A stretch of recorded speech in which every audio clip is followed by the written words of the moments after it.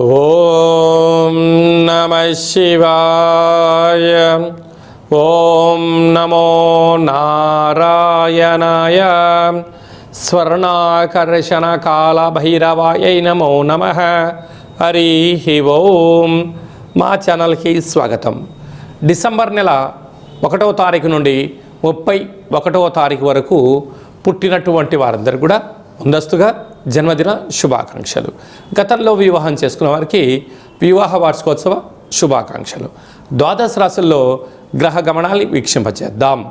కర్కాటక రాశిలో దేవగురు బృహస్పతి సంచార స్థితి, సింహరాశిలో కేతు సంచార స్థితి, తులారాశిలో బుధ సంచార స్థితి, వృశ్చిక రాశిలో రవి కుజ శుక్ర సంచార స్థితి, కుంభరాశిలో రాహు సంచార స్థితి, మీనరాశిలో శని భగవానుని సంచార స్థితితో ద్వాదశ రాశుల్లో గ్రహ గమనాలు ఈ విధంగా ఉన్నాయి.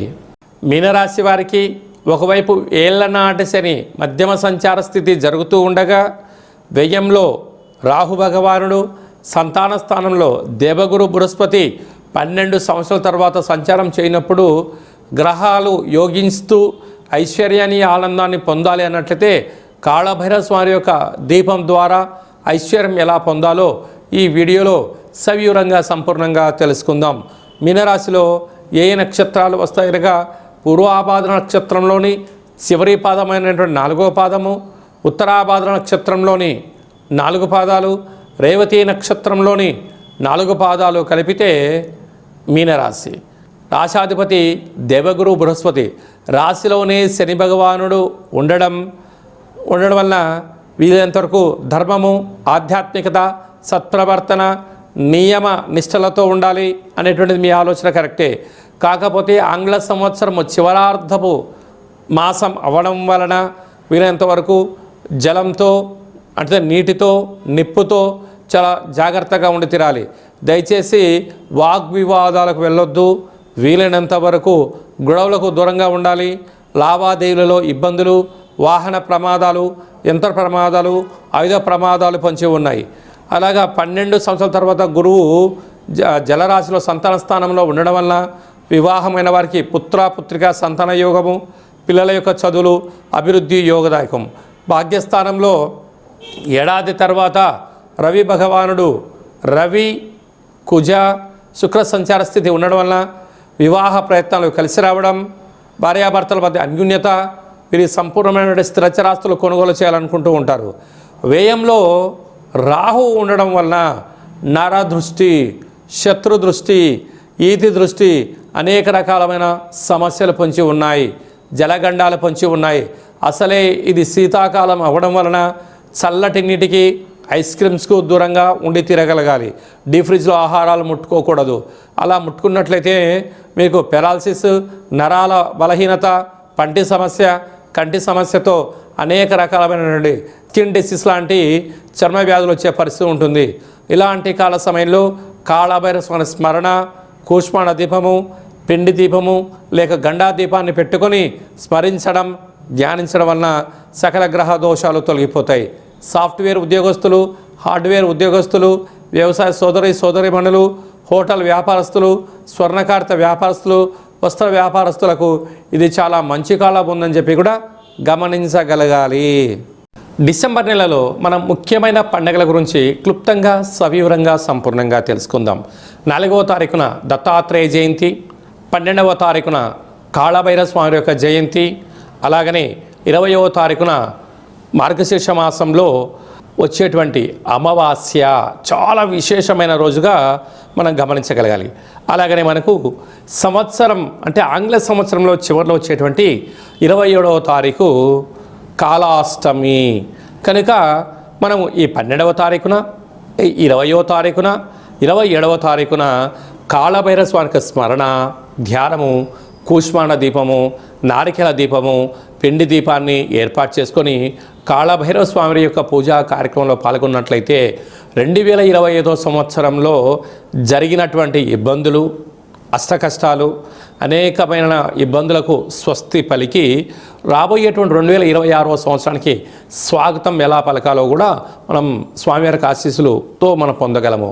కనుక మీరు ఎవరైనా కాళభైరవ స్వామిని స్మరించాలి, ధ్యానించాలి అనుకుంటున్నట్లయితే ఈ కింది నెంబర్ సంప్రదించినట్లయితే మన యొక్క దేవాలయంలో మనకు ఈ 12వ తారీఖున 20వ తారీఖున 27వ తారీఖున కాళభైరవ హోమ కార్యక్రమాలు జరుగుతూ ఉన్నాయి. మీ గోత్రనామంలో పంపించినట్లయితే మీకు పూజ చేయించి వీడియో కాల్ ద్వారా చూపించి స్వామివారి ఆశీస్సులు పొందడానికి అన్ని ఏర్పాట్లు చేయడం జరుగుతుంది అని చెప్పి గమనించాలి. ఈ కలియుగ కాలంలో కాళభైరవ స్వామివారిని ఎందుకు స్మరించాలి, ఎందుకు ధ్యానించాలి అన్నట్లయితే కలిని, నరదృష్టిని, శత్రుదృష్టిని, సకల గ్రహ దోషాలను, సకలమైన క్షుద్బాధలను, నరదృష్టి సమస్యలను, ఇంటిలో ఉండబడిన వాస్తు దోషాలను, అనేక రకాల దోషాలను తొలగింపజేసి మనకు రక్షణగా ఉండేటువంటి భగవంతుడే కాళభైరవ స్వామివారు. విద్యార్థులకు విద్య, ఉద్యోగస్తులకు ఉద్యోగం, వ్యాపారస్తులకు జనాకర్షణ, ఉద్యోగస్తులకు ప్రమోషను, రాజకీయవేత్తలకు పదవి అధికారాలు, డ్రైవర్లకు ఎలాంటి ప్రమాదాలు లేకుండా కాపాడేటువంటి ఏకైక భగవంతుడే కాళభైరవ స్వామివారు. కనుక మనము కాళభైరవ పూజ కార్యక్రమం పాల్గొందాం, అష్ట కష్టాలకు స్వస్తి పలుకుదాం, అష్టైశ్వర్య స్వాగతం పలుకుదాం. అలాగనే ఈ యొక్క పాత్ర కాళభైరవ స్వామివారి యొక్క అక్షయ పాత్ర. ఈ పాత్రను మనం ఇంట్లో ఉంచుకొని ప్రతిరోజు పూజ చేసిన తర్వాత ఇలా శబ్దం చేస్తే ఓంకార శబ్దం రావడం జరుగుతుంది.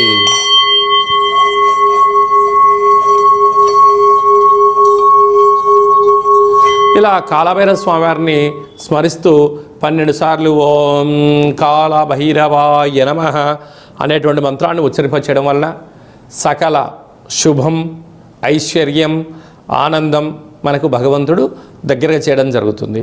అలాగనే ఈ అక్షయ పాత్రతో పాటు మీకు 12 రకాల వస్తువులతో దిష్టి తీయించి స్వామివారి ప్రసాదాన్ని తమరికి వాట్సాప్ ద్వారా, కొరియర్ ద్వారా అందజేయడం జరుగుతుందని చెప్పి గమనించగలగాలి. మీ వ్యక్తిగత జాతకం తెలుసుకోవాలనుకుంటున్నారా? మీ పేరు, పుట్టినటువంటి తేదీ, నెల, పుట్టినటువంటి సమయం, సంవత్సరం వ్రాసి మీరు వాట్సాప్లో పంపించగలిగినట్లయితే 100 సంవత్సరాల జాతకాన్ని వ్రాసి పంపించి సవివరంగా సంపూర్ణంగా తెలియచేస్తూ మీరు పుట్టినప్పుడు గ్రహ గమనాలు ఎలా ఉన్నాయి, ప్రస్తుతం ఎలా ఉంటున్నాయి, రాబోయే కాలంలో ఎలా ఉండబోతున్నాయో సవివరంగా సంపూర్ణంగా తెలియజేయడం జరుగుతుంది. అలాగే చాలామందికి పుట్టినటువంటి కాల సమయంలో డేటా ఆఫ్ బర్త్లు లేనటువంటి కారణం వలన పేరు యొక్క మొదటి అక్షరాన్ని అనుసరిస్తూ రాశిని తెలియచేస్తూ రాశి గమనాలను తెలియచేస్తూ రమణ శాస్త్రం ద్వారా అనగా గవ్వళ ద్వారా కాళభైరవ ఉపాసన చేత భూత భవిష్యత్ వర్తమానాన్ని తెలియజేయడం జరుగుతుందని చెప్పి గమనించాలి. ఈ కింది నెంబర్ సంప్రదించి అపాయింట్మెంట్ తీసుకొని సంప్రదించగలరు. అందరికీ కాళభైరవ స్వామికి ఆశీస్సులు, దత్తాత్రేయ స్వామికి ఆశీస్సులు ఉండాలని కోరుకుంటూ ఆశీర్వచనం.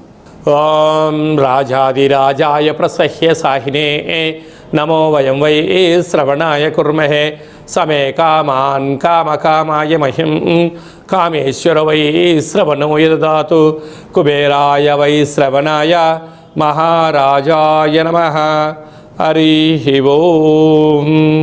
దీర్ఘాయుష్మాన్ భవ. ఈ వీడియో మీకు నచ్చినట్టయితే లైక్ చేయండి, షేర్ చేయండి, మా ఛానల్ని సబ్స్క్రైబ్ చేసుకోండి. ఆధ్యాత్మిక భక్తి సమాచారాన్ని భగవద్బంధులకు, మిత్రులకు, స్నేహితులకు చేరవేయండి. హిందూ ధర్మాన్ని కాపాడండి.